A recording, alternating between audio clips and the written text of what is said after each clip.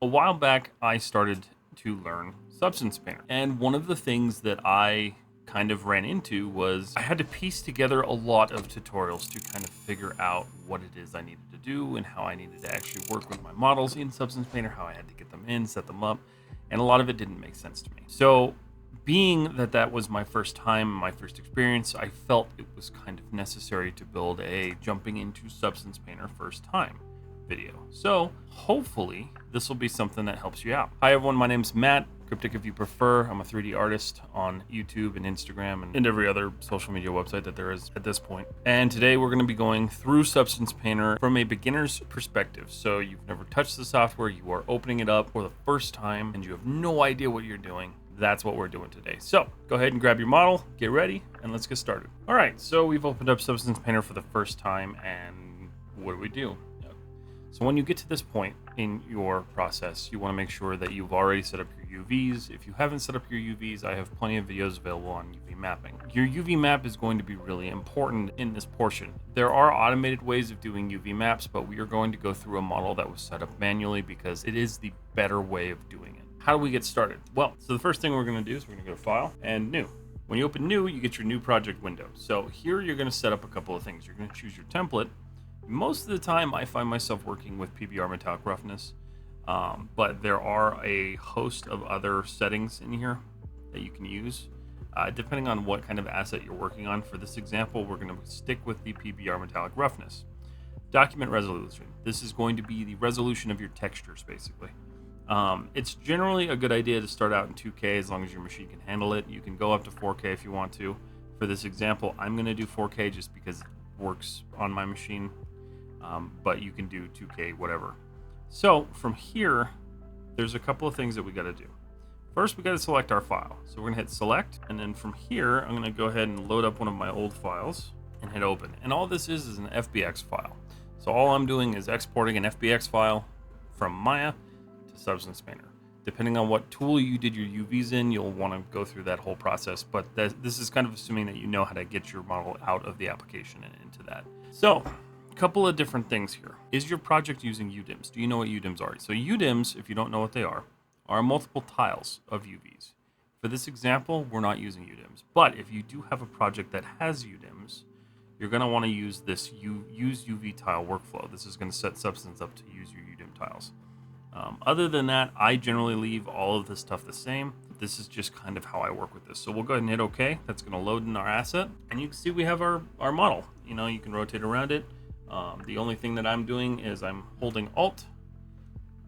You can kind of see that because of my pen tab, so that's cool. So Alt, and then I'm dragging around with a pen. The controls are a little bit different if you're using a mouse. I have a pen tablet, so there is going to be that little bit of distinction. I'm really more concerned about teaching you what to do in the application, not so much like the hotkeys here. But you can download, but I'll put a link in the description to the actual hotkeys themselves from Adobe. Okay, so we've got our grenade loaded in here. So the first thing that we're going to need to do is we're going to need to do a process called baking. If you don't know what baking is, it's going to basically bake our texture maps and give Substance the ability to kind of set up some of the smart mapping. Baking is basically going to cast a bunch of rays towards your object, and it's going to take that 3D data and then transmit it to your 2D application data, which would be like your texture file. So things like ambient occlusion, normal, things like that. And why do we need to do that? So let's take a look at why we actually need to do that. So if I take my grenade model right now, and I go over here to my smart materials, I can go ahead and add a smart material, which I'll just do this dirt. And you can see that when I drag it, it doesn't do anything. It's because Substance hasn't actually done anything yet to kind of configure this model for use within the application, especially with the smart materials. You can get away with using basic materials. That works just fine. But the smart materials are really going to be kind of a necessary thing for you. They're super helpful in getting your model to a usable point and then really working with it and learning how Substance Painter uses things. So the first thing we need to do, we need to bake. So let's go to our baking tab. It's this little croissant up here in the top corner. And so in here, we have our baking options. I generally do not change these very much. The only thing I will change is my output size. I'll go to 4K. With your resolutions within Substance Painter, because it's considered non-destructive, you can always either downgrade or upgrade them quality-wise. So say you paint in 2K, but you want to export in 4K. You can absolutely do that. It will retain that information and it will export them in 4K. So that's one of the beautiful things about Substance Painter. The only thing I'm going to do here is, because this model doesn't need any normal baking, I'm going to turn off my normal. And then I'm also going to turn off thickness, because I don't really care for that one right now. So these are all dependent on what you need. A lot of these will come down to what you're doing in Substance Painter. So if you're baking from a high polygon model to a low polygon model, where you're taking, say, sculpting data and then baking it down into a texture file for a low poly model, those are different steps that you'll have to take. And we're not going to cover those in this video. We'll cover those in a future video. But those are different steps that you'll have to take in that process. So what we're going to do now, we're going to go ahead and hit bake. You're going to see it go through a whole bunch of different maps and just kind of scan through everything. And this process can take a little bit. I've had models take up to 30 minutes. So it just really depends on like what you're working with. Okay, when your bake is done, you'll see it turn kind of like a tan color. We'll go ahead and hit this return to painting mode. And then you can see now our smart material shows up. So we're going to go ahead and delete that because we don't want it on there. But you can also see you have this nice ambient occlusion data that's been mapped to your object now. So the baking process in Substance Painter actually does help kind of just bring your model forward and get it ready for painting. So how do we start painting? What do we do to apply textures to this? So generally the idea that I like to follow, I will do things in an automated fashion and work backwards to kind of understand it. We're not really going to go into like the deep dive on all that stuff today, but what we are going to do is kind of go through how I would set this up as somebody, again, who's a beginner. So looking at our model, looking at Substance, we have a couple of things. Up here, we have our color map IDs. So if you don't know how to set these up, there is another video on my channel. I'll link it up here somewhere. That is how you set up your content color IDs. These are super important because these are going to be what give you the layers in Substance Painter and how you can actually turn your objects off and hide them. So these are super important to have set up. And you can do this in any other application. Basically, all you're doing, is just to give you a short rundown, is you're applying a basic material that can be exported, like a Lambert, and you're changing the color. You don't really have to even change the color as long as you name it properly, but you should change the color just so you know what you're actually working with. So up here we have our layers. We know we're working on the body, so we're going to select the body, and we have layer 1. Layer 1 has nothing on it, so we're going to delete it. So with a fresh start, let's go ahead and add a smart material. So we'll go to our smart materials button. And then I know that since this is a grenade, it's going to be kind of like a dusty metallic. So I think what we'll do is we'll try this steel gun. That's a pretty good look. I like the way that kind of comes across. And you can see how like this adds a lot of the stuff for you. This takes care of a lot of the edge wear. It looks very nice. The only problem is that you can kind of spot these smart materials a mile away. So you can still use them, just don't rely on them. Another issue here is that you can see sometimes these smart materials are really good at showing where your seams are. So that's another problem that can kind of come about it. But we're not going to stress about that today. So we have this material, but grenades generally aren't black. So we want to change that. So we're going to open up this little folder. If you've ever used Photoshop, your layers here work the same as Photoshop. They're very, very similar. So we'll go down to this metal material, because we know that's kind of our main material. And then this is going to bring up the properties down here. So we're going to scroll down here. And so this is one of the places that I got really tripped up, is because I couldn't figure out how to actually change things. So down here, your material setups are basically generally the same thing. You have your color, your height, your roughness, your metal. They all have these little buttons that you can turn on, turn off. There are different attributes that you can adjust. So for here, we're going to go to this advanced parameters, and we'll see this metal color. We'll select this, and you can see from here, we can change our metal to whatever color we want to. So we'll go to green. We're going to go to a nice army green. It's actually kind of more of a yellow. There we go. That's kind of nice. Okay. So that's kind of how you would go through and adjust that. There are tons of parameters in here, and I suggest going through each one of these and just kind of seeing what it does and playing with what the different materials can do. So you can also look in here. So because this is a smart material, they're generally built up of multiple materials. So you can see how we can just disable our scratches. We can do all sorts of stuff that we want to do. You can tell that this sharpen right here, this is what's causing our seam to be visible. So I'm actually just going to turn that off because we don't really, it's not really affecting all that much. It does kind of crisp up the details here a little bit, but that's okay. So you can kind of see when we turn that on, turn that off, you see what it's doing. It's sharpening up that material and kind of bringing some of that detail out. You can leave it, you can not leave it. It's up to you, not a big deal. But that's how you kind of apply your first smart material.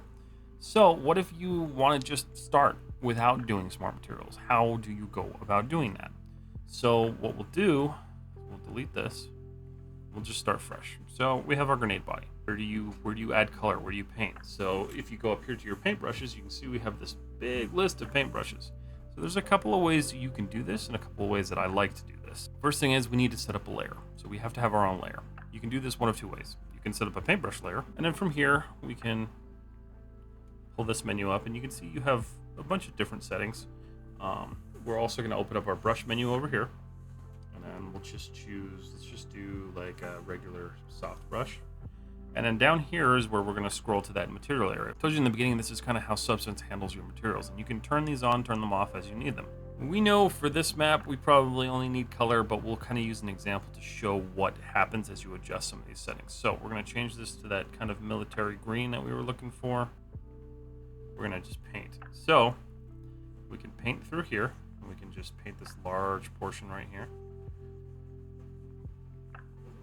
And this is nice because, you know, you have your paint layer, and you can create layers and you can add to them and do whatever you want to. So where this differs a little bit is that you can see that we've got all these different settings like height. If we take these and scroll these, nothing happens. But if I scroll it all the way here and then I paint, you can see then we start getting that height detail. So if I go over here, you can see the kind of contrast here. You get the low, kind of the low point and then the high point over here. The problem that I have with paint layers is that they kind of lack control. So while you can go through and do this stuff, you have to basically adjust per brush stroke or per whatever you're painting. So you kind of have to have your strokes set up and ready to go. There's another way to do this that I prefer. So we're going to back out all that.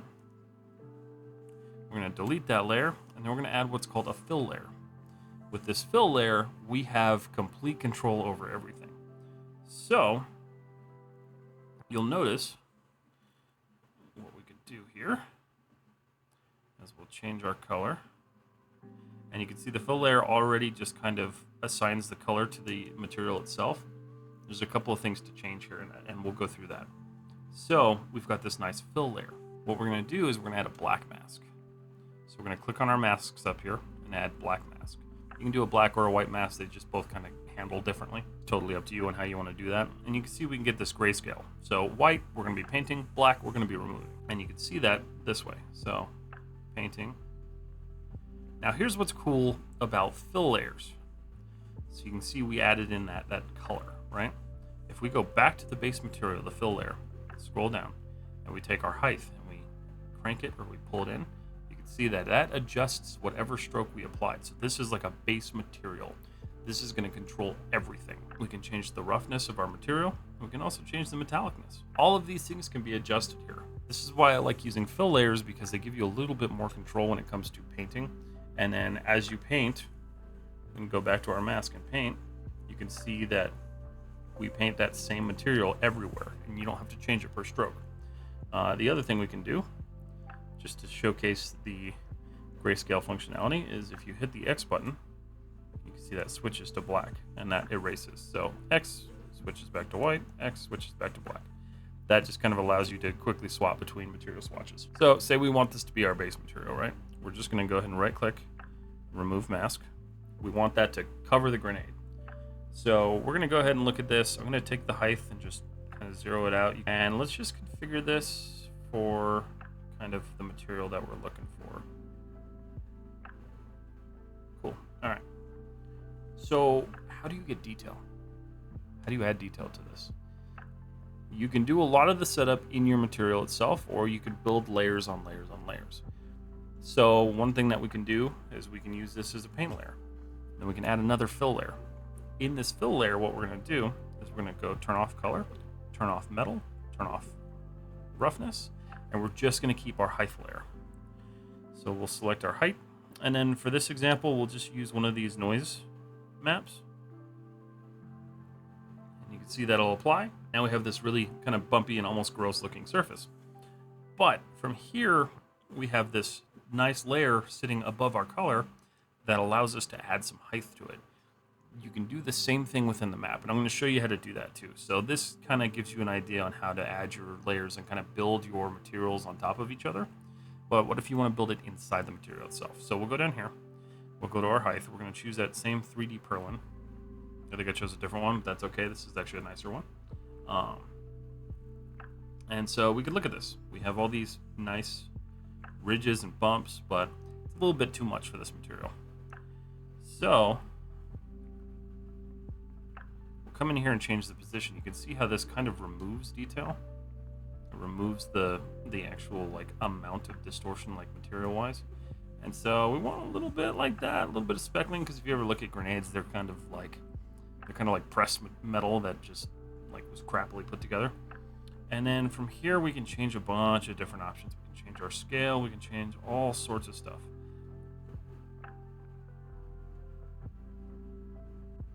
I think really what I want to do is just kind of play with some of these. And then I'm going to invert it because I want these to be kind of like dense, right? So if you look at this from a distance, you can tell they're kind of like indented in, and that gives us that nice kind of like material there. So you get to this point and say you like it, but you want them to be a little less dense. You can adjust these settings and you can kind of play with them and tweak them all you want to. But the other thing that I like to do is I'll actually go up here, I'll right click this, and I will go to add a level. A level is going to be a really nice way to control your map data without going into the settings and just fiddling with everything and changing the overall look of it. You just want to adjust, like, say, the height of it. So what we're going to do is with our levels, we're going to hit base color. We're going to change this to height. And you can see if we pull this in, we can suddenly adjust how deep these are and how much they actually show up. So we'll leave a little bit there. And that's actually looking really nice. That's a really easy way of setting up a material and then kind of playing with it and adding to it and just really building your own materials. Some of the more advanced features of Substance Painter allow you to use things like masks, smart masks, all sorts of stuff. So what if we want to add some dirt to this thing? So what we're going to do is we're going to go over to our smart masks and we'll look at, say, dirt dry. We're going to drag this over here. I'm going to put this above.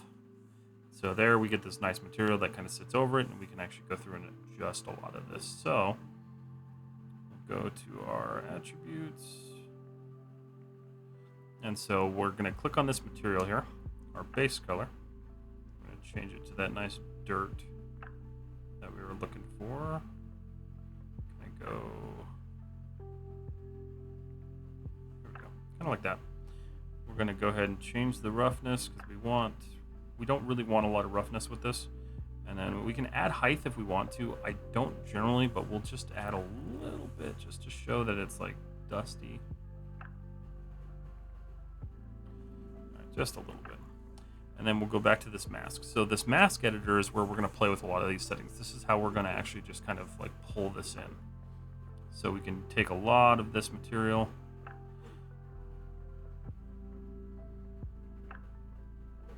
And we can make a lot of different changes with it. And these are all settings that you can go through and kind of toy with to get the result that you want. But, you know, so far we're getting pretty good. So the next thing I want to do is I want to start filling in like the kind of the depths, right? Like the deeper areas on this model. So we're going to add a cavity map. So we're going to take this dirt cavity map, add it in. You can see how it kind of fills in these areas, these like deeper clutch areas. We'll go to our mask editor here. We'll just take the level and we'll just increase that to where we kind of want it. I think that's probably pretty good. And then we'll go ahead and go to our material and just kind of adjust that again. So we'll go a little bit darker. We want pretty rough.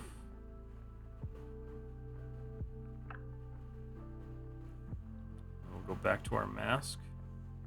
Just kind of increase that level a little bit just to get that darkness in there. And you can see that just starts to kind of add. So basically with Substance Painter, you just kind of want to build on top of your layers and just get that detail in there. One of the things that I prefer to do is I like to set up a fill layer myself. And so I'll set up a fill layer and I will just call it a grunge layer or whatever. And then I'll set this to, we'll say this.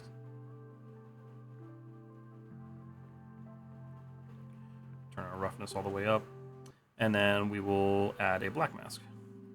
Then from here, what I like to do is I'll go to my brushes. I'll take, say, like a dirt brush. I'll take my flow and I'll kind of pull it down a little bit, about 32, just to kind of give myself some opacity. And then I'll just come through and figure out what it is I'm trying to do. So like going through and just like adding a little bit of this hand painted detail. This is where I really like to spend some time like making my models shine a little bit. There's a lot that can be accomplished with the automated maps and stuff, but I don't think you should necessarily avoid using manual methods to texture, because again, you're going to learn a little bit from that and you're going to kind of understand things better. With this grenade, I want to add a little strip of red to the top of it. How do we go about that? So what we're going to want to do is we're going to want to do a little technique called polyfill. This kind of works in two ways. So we can establish what we want, right? So if I go ahead and create a new fill layer, I'm going to make this red and we'll make it metallic a little, kind of pull the roughness back, and then I think I'll just dial this red back a little bit. Yeah, something like that. So that's pretty. Looks like a Christmas ornament. We're going to go ahead and add, we're going to go ahead and add our black mask and get rid of that color. So I want this area. I could totally come through here and just like painstakingly paint it and get rid of it and do all that stuff, but that's a pain. We don't want to do that. What we can do is we can go up here to our views. Sometimes when you open Substance Painter, and I probably should have gone over this earlier, you may open up with both your 3D and your 2D view, but you can just change that up here. So we're gonna go ahead and do that. We're gonna open up 3D, 2D, and here's our layout. So this is what we have, this is what we want. So we can tell this is the area that we want this color. Again, I could come through and paint, but if you look at it, it's still kind of bleeding. We don't want that. So we're gonna Control Z out of that. Just try to find a balance between these two windows. Okay, so what we want to do is we want to do polygon fill. So we're going to click this little polygon looking icon over here, and you have a couple of different options here. So we have triangle fill if you're working with a triangulated model. You have polygon fill or face fill, which is going to be your polygonal faces. You have object fill, which is going to fill the entire object, and you have shell fill, which is going to fill the entire shell. So basically, when looking at this, if I go to shell fill, you can see how that selects that entire thing. If I go to object fill, select the body, that fills the entire body. What we want is this little face fill. And so we know that our ring is right here. So we can just drag here right to about where we want it. And this kind of gives you just a really quick way of going through and filling these without stressing about brush overlay or your brush bleeding into other surfaces. And this is generally a really quick way to fill multiple faces at once.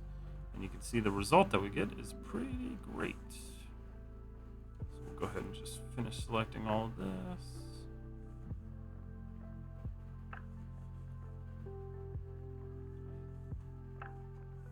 And we can turn that off. And we're going to go back into our 3D view. And that's done. We've got our little red ring at the top of the grenade. So cool. That's kind of how the different materials and the different configurations in Substance Painter work for your layers and things like that. There's of course a lot more advanced subjects on that, and there will be videos in the future covering a lot of those advanced tools, but just a couple more tools to show you to kind of give you a good starting point in Substance Painter, because I know it can be a difficult application to really jump into. So one thing that a lot of people don't know about is the pen tool. The pen tool is really cool. And I think it's best kind of shown with a height layer. So let's do this. We're going to add a fill layer. We're going to do just height and normal. We'll add a black mask. And then we're going to go to our pen tool.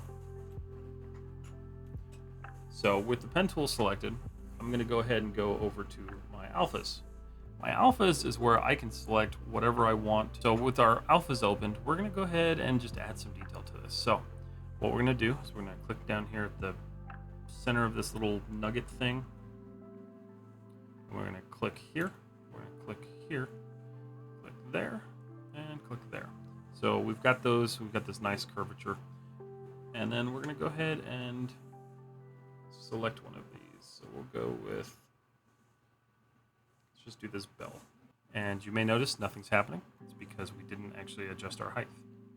So we'll select that, go back to our fill layer, back to our pen line, and then from here we're gonna adjust some things. So I want this bell to show up on every one of these nubs, but that's about it. So what we're gonna do is go to our pen tool. We're gonna adjust the flow so you get a little bit of that detail back, but we're also going to adjust the spacing. So if we go back, it goes up. If we go forward, it goes down. So we're gonna pull our spacing down and see how this kind of adjusts. And remember, we just want one bell per nub, and that gets us pretty close. So what we can do now is we can take these points individually and we can actually kind of shift them around. And the pen tool is really cool because you can take one of these and you can shift it over here. You can pull all over your object and you can create even strokes with complicated complicated like brushes and alphas. So the pen tool is really cool for creating uniform strokes as well as giving yourself more control over how like alphas are applied over a cylinder. So you have like an even distribution of different like alphas or different brush strokes. The pen tool is a super robust tool and I love using it for doing like height detail, but we'll go ahead and just kind of click off of that. You can always resume the pen tool by just clicking the layer that you painted it on and then drag over it with the pen tool, but we'll click off of it for now and just leave it there. We have our little bells added, but I want to add some color to the bells. So what we'll do is we'll do a fill layer. We're gonna make this a nice shiny gold, horrible yellow, I guess. There we go. That's nice. That's pretty. All right, so we got that. What do we do with this? So there's a couple of things you can do. You can go here. You can click your mask. You can copy the mask. We can paste the mask.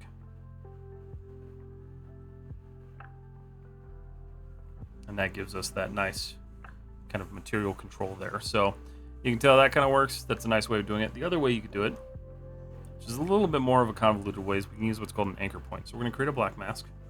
On this fill layer right here, we're going to create an anchor point. That anchor point is going to be reference for this mask. Right click on the black mask, add a fill, and then from here, the grayscale, we're going to go to anchor point and hit fill.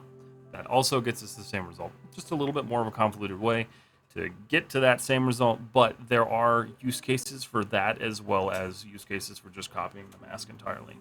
But you can see how that gives us that nice color. We can independently control that color if we still need to, as well as our height.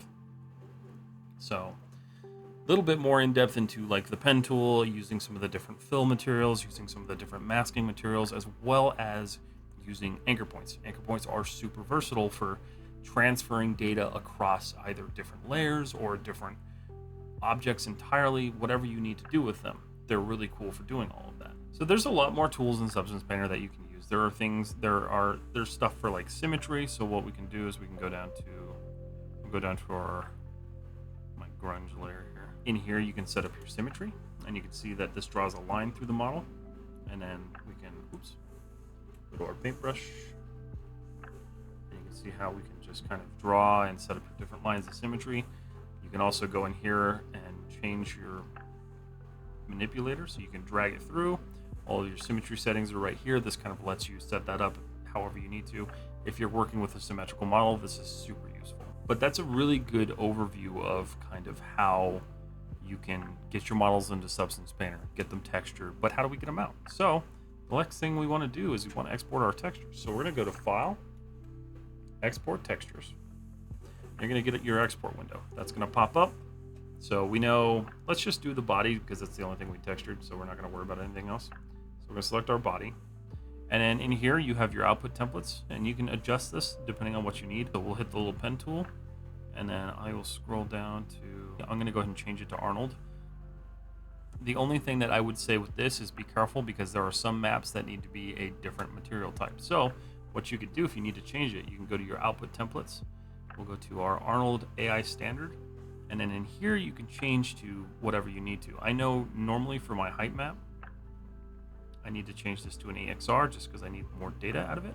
And so generally when you do that, you'll have to save it as your own sort of template. But what you can also do is you can do your custom outputs down here. So we know height, again, we're going to change this to an EXR, and then we're going to export. And you hit open output directory. You can see now we have our materials. So from here, you've got your color, your roughness, or your metalness, your normal, your roughness, and everything else we need. So there you have it. That is a really kind of down and dirty overview of how to use Substance Painter as like a general beginner. So you just open this application and this is how you get started with it. I definitely recommend playing with all the tools, watching more tutorials, as well as sticking around for future tutorials that are coming to this channel as well. Again, this is kind of a basic overview. This is what I would have liked to have had when I jumped into Substance Painter for the first time, so I hope it helps you and I hope it makes sense. But with that said, thank you so much for watching. I appreciate you being here. If you haven't yet already, like the video, hit subscribe. It helps the channel immensely. If you are interested in supporting me in what I do, you can join my Patreon in the description. The link is down below. And with all of that out of the way, I hope you enjoy your time with Substance Painter. I hope you get into it and you really start learning it and enjoying it and loving it as much as I do. And as always, if you need support or stuff outside of my videos, make sure you join our official Discord in the link down below as well. That is a great place to get help. That is a great place to learn more and kind of interact with the community outside of YouTube, outside of Instagram, wherever you're seeing this video. So again, I appreciate you so much for watching, and I will see you all in the next one.